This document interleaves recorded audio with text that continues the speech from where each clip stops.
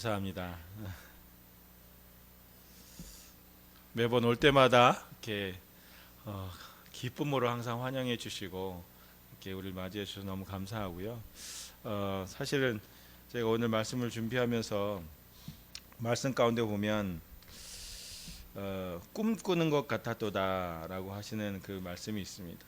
여호와께서 우리를 시온의 포로를 돌려보내실 때, 이게 이제 이스라엘이 범죄하고 그래서 망하게 되어서 예레미야의 눈물 가운데서 바벨론 포로로 잡혀가는데 70년 후에 돌아온다는 말은 있었지만 실제로 그런 일이 벌어질지는 알지 못했던 그 이스라엘이었는데, 실제로 이제 포로에서 돌아오는 그 모습을 경험하는 그 가운데 있는 사람들은 그 느낌이 꿈꾸는 것 같다, 이게 현실인가 라고 하는 그런 마음이 있었던 것이죠. 그래서 모르겠습니다. 저희 여러분의 인생 가운데서도 그렇고 저의 인생 가운데 그렇고, 야, 이게 꿈인가 생시인가, 이게 진짜일까, 나에게 이런 일이 벌어지는 게 여러분의 이야기를 하나하나 사실은 듣고 싶은 마음이 있습니다. 제일 정말 화려했었던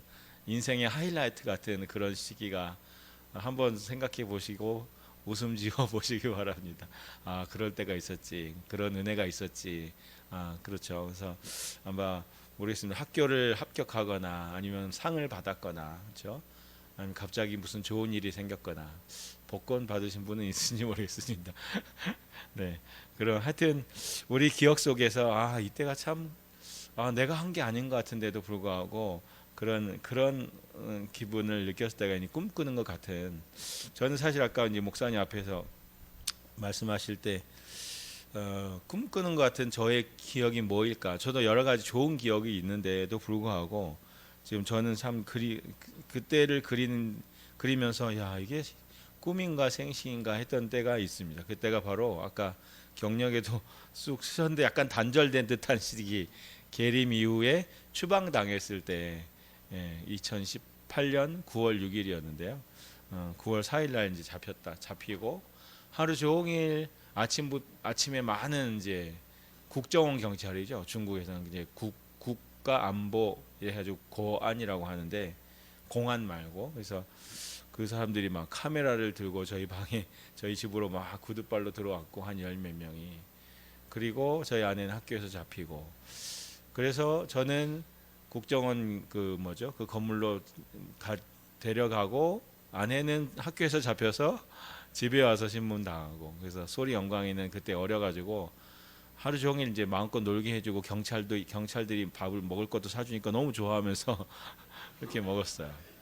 별이는 자다 깨가지고 그 사이를 막 경찰들 사이를 비집고 들어가가지고 짜증 내면서 콤프로스도 먹고 이러면서 그런 추억이 있습니다. 근데 그때 그날 하루 종일은 그렇게 잡히고, 또 우리를 맞이하러 왔던 또 중요한 분들은 다행히 이제 좀 위기를 모면하고, 그러면서 금요일 날 식사할 때마다 우리가 맛있는 거 먹자, 어차피 갈 건데 토요일 날 이제 나갔어야 되거든요. 그래서 금요일 날 짐 싸는데, 이게 좋은 곳에 가서 제일 좋아하는 거는 이렇게 추억하면서 먹자 해서, 우리가 잘 가는 곳 있었으면 춘지 샤워라는 데가 있고, 오리고기집, 그 다음에 베이고춘이라는 데가 있고, 이런 중국 음식, 동북 음식점, 이런 거 꼭꼭 챙겨 먹었는데, 그럴 때마다 우리 동역자들이 와서, 중국은 이렇게 방에 들어가서 먹지 않습니까? 이렇게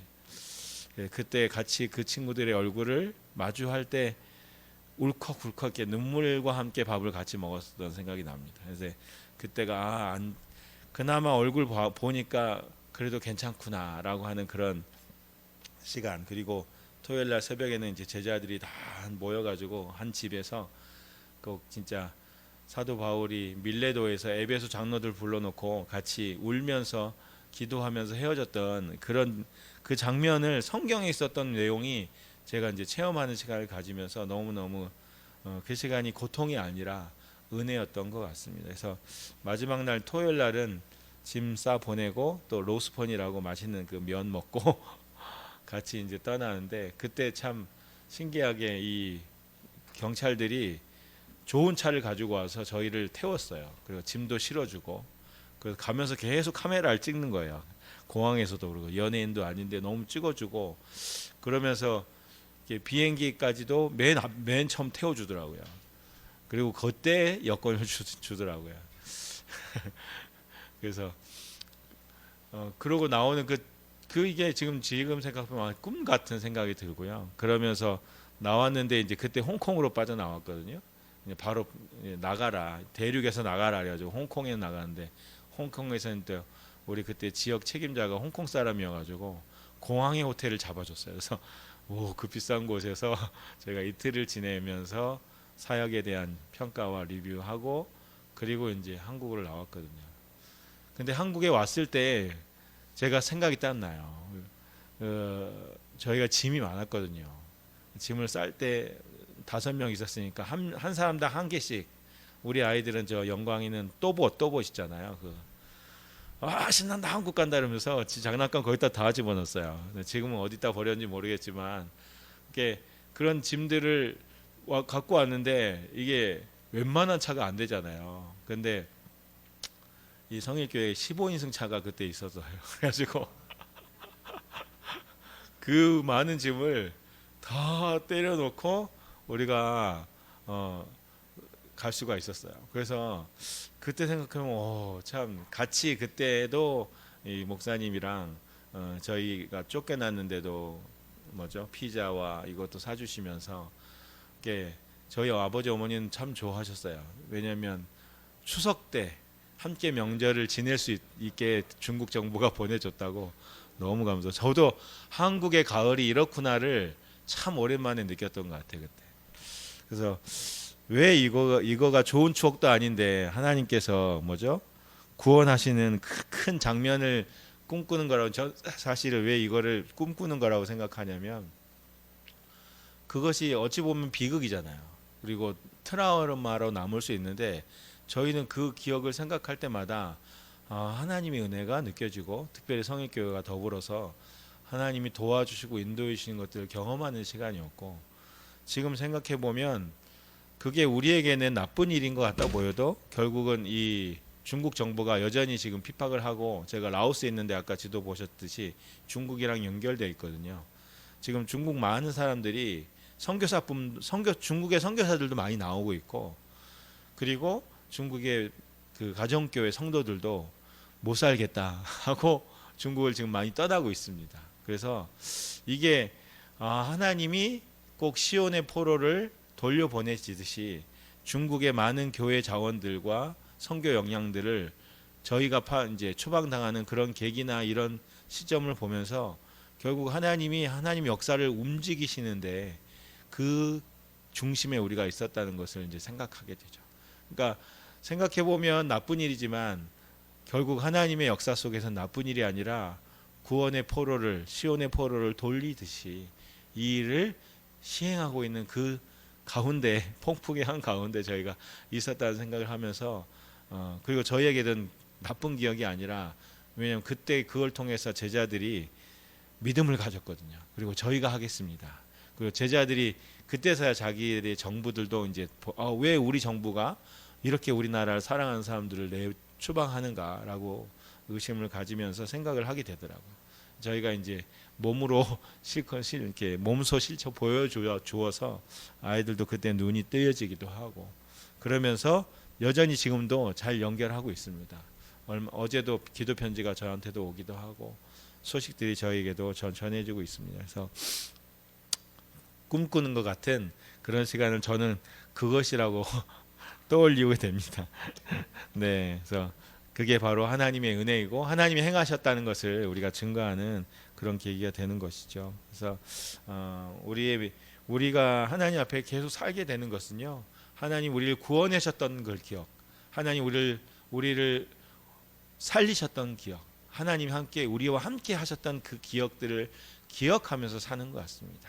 그래서 지금도 어쩌면 녹록하지 않지만 하나님이 하셨던 것을 기억하며 지금을 살아갈 때, 지금도 역시 하나님께서 우리를 또 돌보시고 꿈꾼 것 같이 하나님께서 인도해 가시는 그런 우리 현실, 바로 이 현재 우리 삶의 현장이 되어지기를 바랍니다.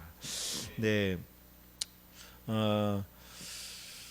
여호와께서 여기 지금 보면요, 하나님께서 큰 일을 행하신 것을 우리의 주변 사람들도 보게 되고요. 이제 여호와께서 그들을 위하여 큰 일을 행하셨다라고 누가 얘기해요? 문나라 가운데 열방에서 얘기하고 3절에 여호와께서 우리를 위하여 큰 일을 행하셨으니 우리는 기쁘도다. 우리도 그것들을 확인하니 기쁘다. 사실 나는 특별한 기억이 없는 것 같은데 할 수 있겠습니다. 근데 그런 분들마저도 우리가 하나님의 은혜로 이 교회 이 자리에 앉아 있는 것만으로도 하나님의 은혜를 알고 있고 하나님의 은혜를 사모하고 있다는 증거 아니겠습니까? 그 모습, 여러분의 모습 하나하나 그 모습만으로도 모든 사람들이 하나님이 여러분과 함께 하신다고 증거하는 것이고 여러분도 그 구원의 은혜를 기뻐하는 모습이라는 것들을 은혜가 그리고 축복이 딴 데 있지 않고 바로 여러분 이 자리에 여러분과 함께 있다는 것을 우리가 잊지 않았으면 좋겠고요.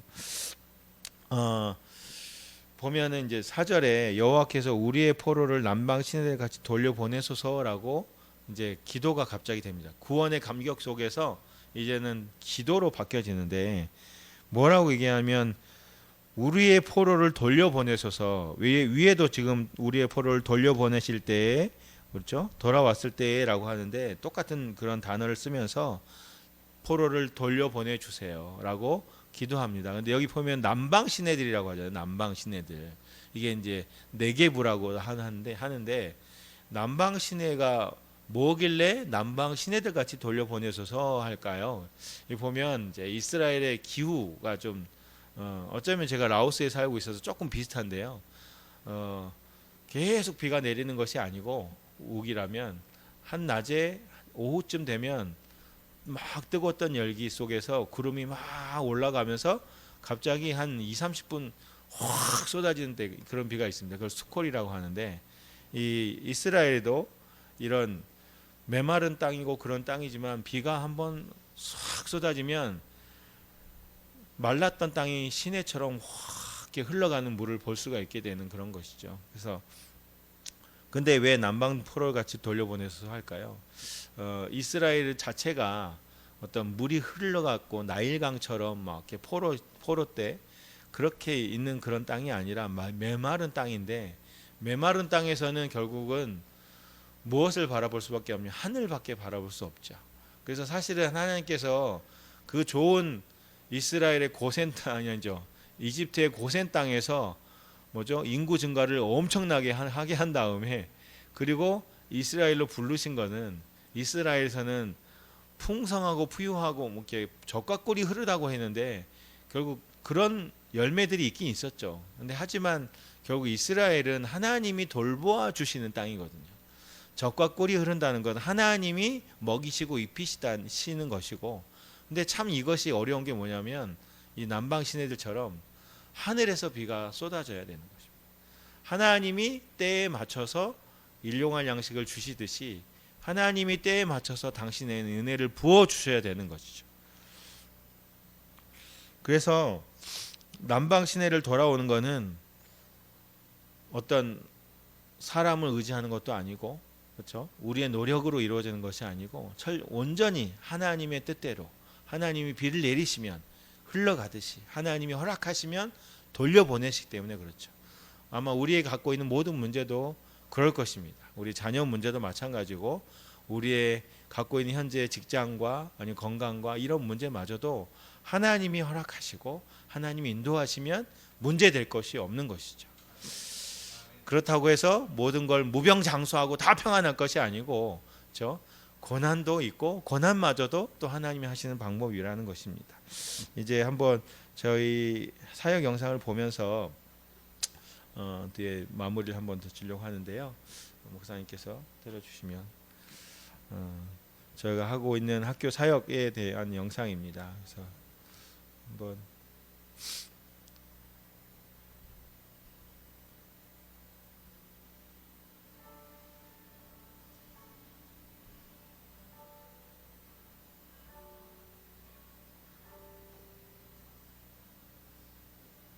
안 나오나? 여기서 할까요?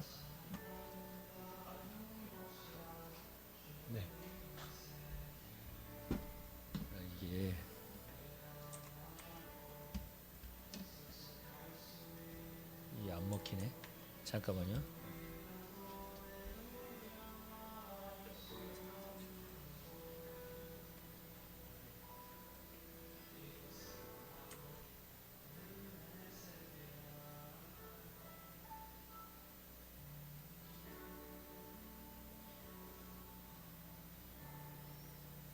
네, 앞으로.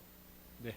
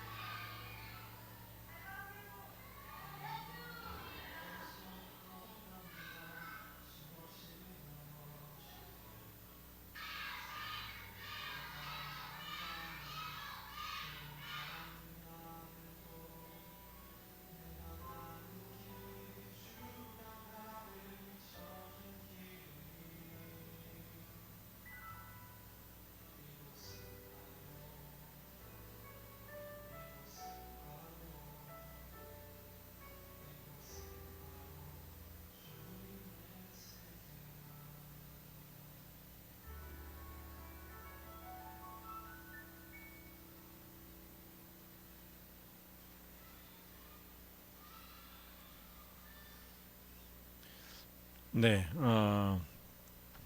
제가 있는 곳은 이제 라오스의 수도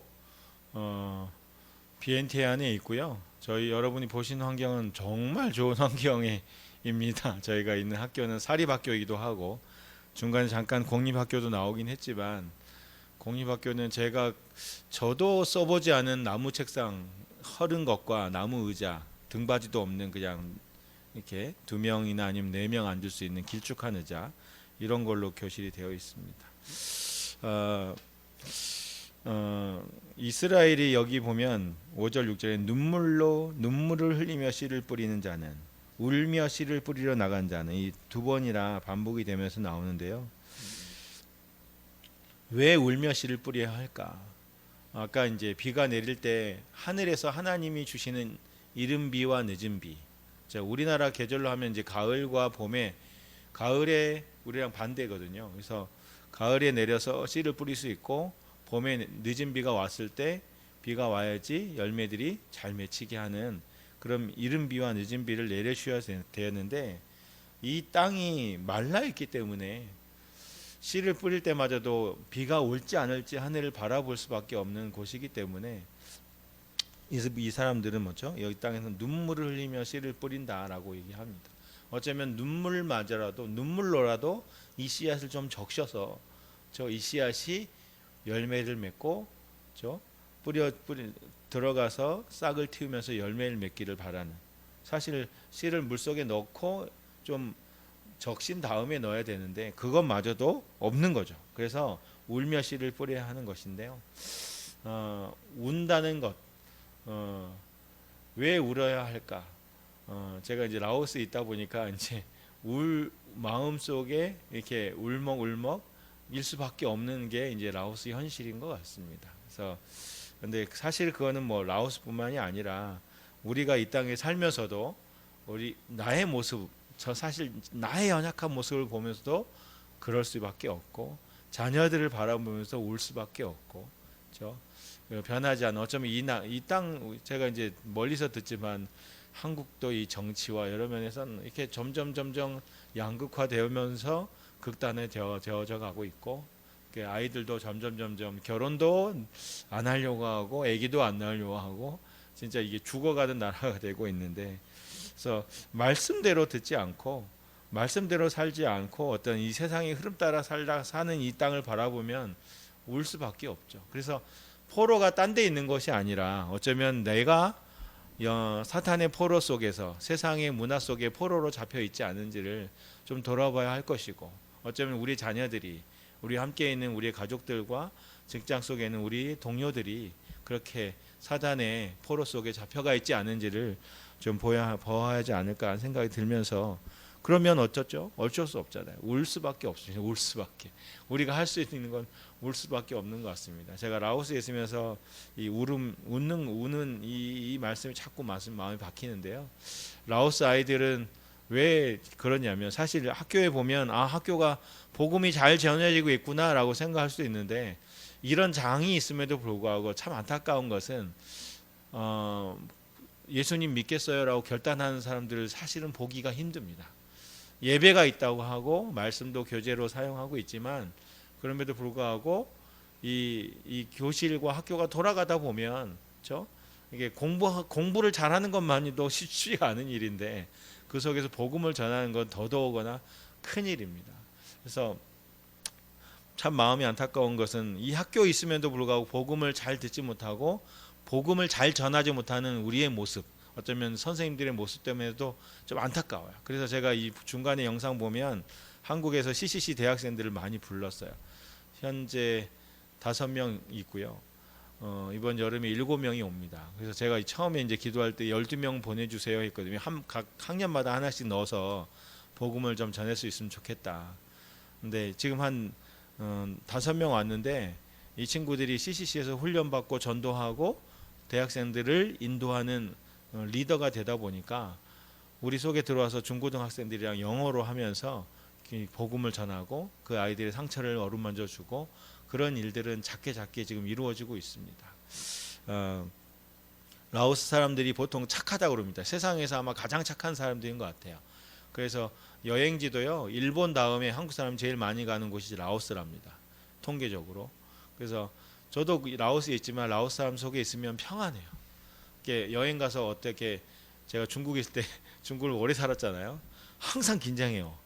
왜냐하면 눈에 보이게 자꾸 속이려고 달려들거든요. 그래서 안 속으려고 계속 싸워야 됩니다. 중국에서 여행할 때는. 근데 라오스는 오히려 그렇지 않고 오히려 도와주고, 그렇죠? 돈 잘못 주면 불러서 다시 세가지고 다시 주기도 하고, 어떤 사고 쳤어도 어떻게 이걸로서 떼어먹을까 생각을 안 하지 않고 웬만하면 봐주기도 하고. 그래서 이렇게 긴장하지 않아도 되는 것을 라오스에 와서 지금 배우고 있습니다. 그래서 근데 이렇게 착한데 왜 착할까 생각해 보면 이 사람들이 갖고 있는 생각이 뭐냐면 불교도이기 때문에 지금 착하게 살지 않으면 다음 생에 뭘로 태어납니까? 동물로 태어납니다. 짐승으로 태어납니다. 그러니까 살생하면 안 된다고 가르치죠. 그래서 어쩌든 다음 생에 인간으로 태어나려고 자녀들은 부모들이나 누가 돌아가시면 남자들은 단기간 출가를 합니다. 머리 깎고 눈썹 모든 털을 다 밀고 불교에 들어갑니다. 그러면 그 공덕으로 인해서 이렇게 자기 조상들이나 어른들이 인간으로 태어날 수 있게 된다고 이렇게 믿습니다. 그래서 결국 뭐죠? 이들을 붙잡고 있는 것은 어떤 그냥 본성이 착하니까가 아니고요. 본성이 악합니다.